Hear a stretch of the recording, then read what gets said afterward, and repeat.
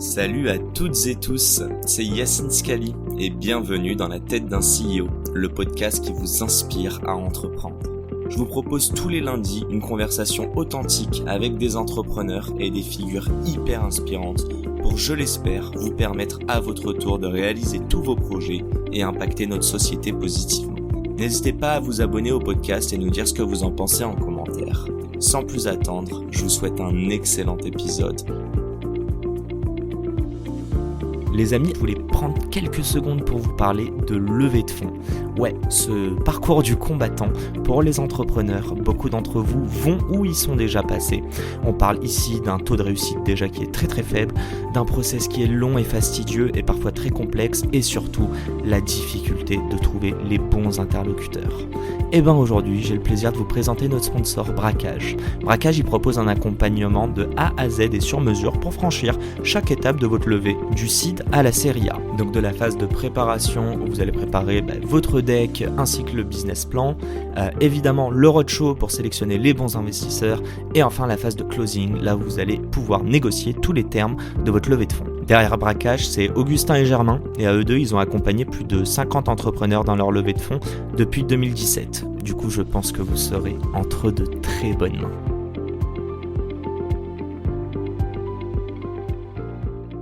Et c'est parti pour ces petites questions très rythmées. Ok, première question. Est-ce que tu peux me définir l'entrepreneuriat par un mot ou un groupe de mots et me dire pourquoi, s'il te plaît ? Résoudre un problème que tu kiffes, je dirais. Pourquoi ? Parce que si ça ne te passionne pas, il y a des contre-exemples, mais comme c'est dur d'entreprendre, il faut être passionné, parce que sinon tu risques d'abandonner. Donc c'est important que tu aies une vraie appétence et un besoin de résoudre ce problème, parce qu'il y a tellement de difficultés que tu as besoin d'être à fond, quoi. J'en profite, si tu veux nous mettre le petit job teaser pour la caméra qui nous voit. Non, pas pour moi, plus pour la caméra. Ouais, je sais pas quelle caméra. Ah oui, c'est là. Ok, super. Pardon. Allez, deuxième question. Si tu avais la possibilité de choisir un board member vivant, mort, fictif ou réel, qui est-ce que ce serait et pourquoi ? Je choisirais Yoda. Mais mince, j'avais envie de tourner une phrase à la Yoda, mais du coup pourquoi ? Parce que je pense qu'une des grosses leçons d'entrepreneuriat, c'est de gérer sa propre psychologie.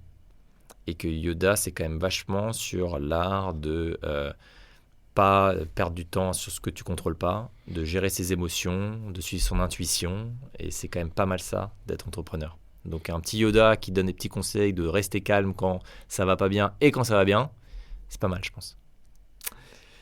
Yoda, écoutez si tu nous... Non, ça marche pas. T'as tenté, hein, mais c'est un truc du genre quelle question poser tu peux, tu vois.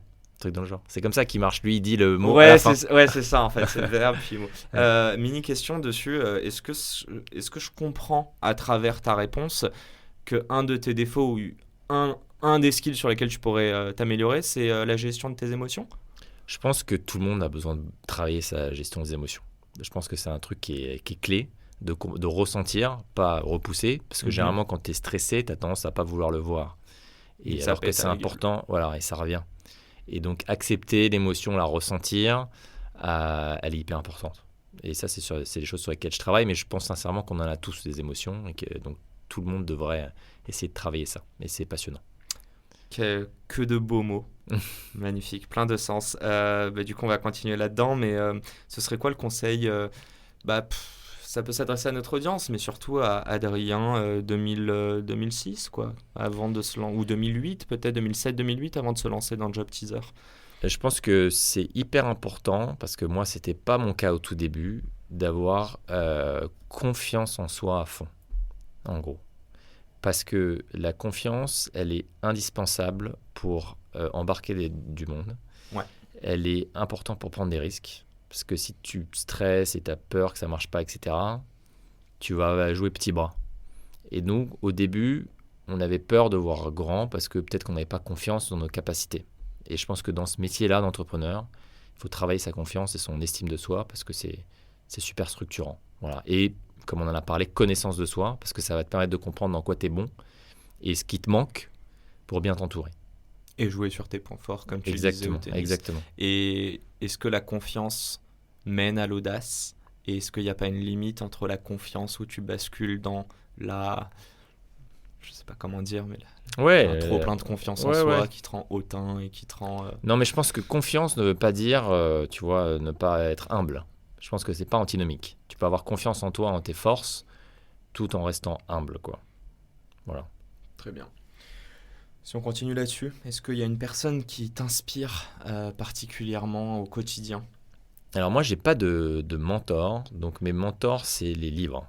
C'est comme ça, ou les podcasts que j'écoute. Et notamment, j'aime beaucoup le sport, on en a parlé, Mhm. et je m'inspire beaucoup du sport, notamment de célèbres entraîneurs, dans la capacité qu'ils ont de construire une équipe.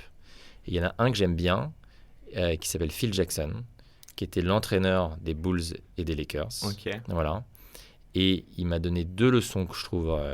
il m'a donné, pas en mode perso, dans un livre, mais il m'a donné 2 leçons. Donc, la première, c'est le fait de la façon, le style de leadership, qui est un leadership qui laisse les autres grandir autour de soi plutôt qu'il veut tout contrôler. C'est-à-dire, plus tu donnes de responsabilités aux autres, plus ils ont des chances de réussir et d'être audacieux plutôt que de devoir tout faire toi-même. Et accepter de ne pas être toujours en lead, quoi. Mhm. Et la deuxième chose sur laquelle on parle tout le temps avec l'équipe, c'est comment créer une équipe soudée. Comment tu fais quand tu as des égos, comment tu fais pour créer une culture où les gens veulent s'entraider, ont envie d'être une équipe qui cartonne parce qu'à un moment, ton copain, il a besoin de toi et il faut l'aider.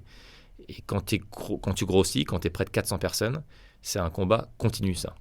Et c'est peut-être le truc dont je suis le plus fier, c'est la culture qu'on a et fait que les gens qui travaillent chez JobSeezer, j'ai l'impression qu'ils sont contents, et notamment parce qu'il y a un bel esprit où les gens sont contents d'être dans la même équipe. Donc ça, c'est un truc qui m'anime. Voilà. Et la cause qui serve aussi, peut-être? Et la mission. C'est la Ouais. mission parce que ça les motive, parce qu'on a tous besoin de sens et d'impact.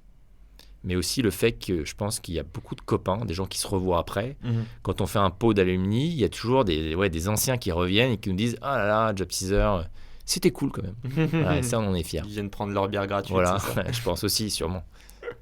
On l'a tous fait, t'inquiète. Ah mince, j'avais... Oui, non, juste quand tu parles de Phil Jackson, est-ce que c'est sur le reportage sur Netflix là, de Last Dance? Alors, il y a aussi qu'on Last le voit? Dance, mais il y a un super bouquin qui s'appelle 11 Rings, parce qu'il a gagné 11 anneaux, tu vois, il a gagné 11 11 titres. bagues, Voilà, là, 11 ouais. bagues, exactement.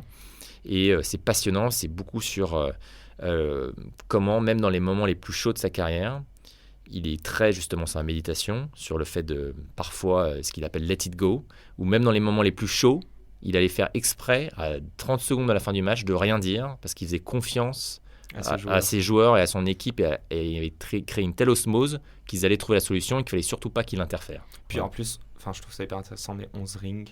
Enfin, C'est monstrueux. Ouais, mais ça veut dire qu'il a entraîné des équipes différentes. Ouais. Ça voudrait dire que c'est lui le point commun sur Ouais, ces 11, exactement. Et il ces 11 t'explique succès, dans, quoi. tu vois, sur le côté créer une équipe forte, Mhm. il t'explique qu'il a énormément bossé la gestion des égos avec Kobe Bryant et Shaquille O'Neal qui voulaient pas se faire de passe, quoi, en gros. Un peu comme limite, je sais pas, Mbappé et Neymar. Ah bon? Je sais pas, non, ils ont l'air de jouer ensemble. En ce moment. Mais donc, tu as des égos à gérer Ouais, bien sûr. et qu'il a vraiment bossé pour qu'ils se mettent, c'est ce qu'il appelle le selflessness, quoi. En gros, l'humilité de te dire que le plus important, c'est l'équipe plus que ton cas individuel. Et ça, c'est un truc que je trouve qui est passionnant, quoi, d'arriver à créer cette harmonie où les gens ont plaisir à bosser les uns avec les autres. Écoute, un grand merci, ça fait 1 heure et tu nous as, je pense, je sais pas s'il y a un masque, mais en tout cas j'ai l'impression qu'on est bien rentré dans ta tête. Un grand merci. On va quand même terminer sur une note qui n'est non pas négative, mais qui est de bon augure. C'est quoi le plus gros échec? Ouais. Je sais pas, ça Non, mais peut c'est une ne très pas bonne être question. un Non, regret, c'est hein. pas L'apprentissage. Ouais. Ah, désolé. C'est l'heure. Non. Non, mais du coup, je le refais. Mais c'est quoi, ouais, le plus gros échec, ou dit en langage entrepreneurial, le plus gros apprentissage que tu as eu ces dernières années? Non, mais on a parlé beaucoup de connaissance de soi. Et Mhm. je pense que je connais mes forces, mais je connais mes faiblesses. Et une de mes faiblesses, c'est que j'ai beaucoup d'idées. Et que ça peut être embêtant. Parce que plus tu grossis, plus tu as besoin de clarté et plus l'équipe a besoin de focus. Et j'ai compris un truc récemment, qui est le focus, c'est pas dire non entre une bonne et une mauvaise idée. C'est parfois dire non à une autre bonne idée. Et que moi, dès que j'ai une idée que je pense qui est plutôt bien, j'ai envie de faire les 4 en parallèle. Ce qui fait que ça peut être trop pour l'équipe. Voilà. Et donc, j'essaye de faire un effort quotidien quand il y a une nouvelle idée et qu'on me dit ah, elle est pas mal, il faudrait la tenter, d'être content des trucs qui ont du potentiel qu'on fait pas, parce qu'ils ont risque d'avoir un impact sur ce qu'on fait déjà, en gros. Et donc, moi, si c'était à refaire, j'ai fait des erreurs de lancer trop de projets en parallèle. Et ça a sûrement pénalisé l'entreprise plusieurs fois. Voilà. Donc ça, c'est un truc que je sais. Et ça devient un peu une blague. C'est encore une idée d'Adrien, il est sympa. Mais à un moment, regarde le quotidien. On a déjà 3 projets en cours. On ne peut pas en rajouter 3 de plus. Et donc, j'essaie de me rappeler de ça. C'est intéressant, ça. C'est important. Ok. Bah écoute, j'espère que tes équipes valident et sont contentes de ce dernier... Ouais. J'espère. Je sais pas si c'est un mea culpa, mais presque dire. Mais non, mais je trouve ça intéressant que même toi, au final, tu grandis à côté de tes employés et que ça, tu t'en es rendu compte avec eux, j'imagine. Bien sûr, bien sûr. Un grand merci à toi. Merci également à Max, à Grégoire qui sont en train d'enregistrer ce super podcast. Donc voilà, merci pour l'accueil. Merci à toi, Yacine, c'était un plaisir. Voilà quoi, tous les étudiants qui cherchent un stage. Appelez-moi ou regardez sur Job Teaser, vous allez trouver votre bonheur, j'en suis sûr. Et à la semaine pro pour un nouvel épisode. Encore une fois, merci. Merci à toi. Et c'est la fin de cet épisode. Si cet épisode vous a plu, n'hésitez pas à nous soutenir en nous mettant 5 étoiles sur les plateformes, en vous abonnant évidemment et en nous laissant des commentaires. Hâte de vous retrouver la semaine prochaine. Ciao!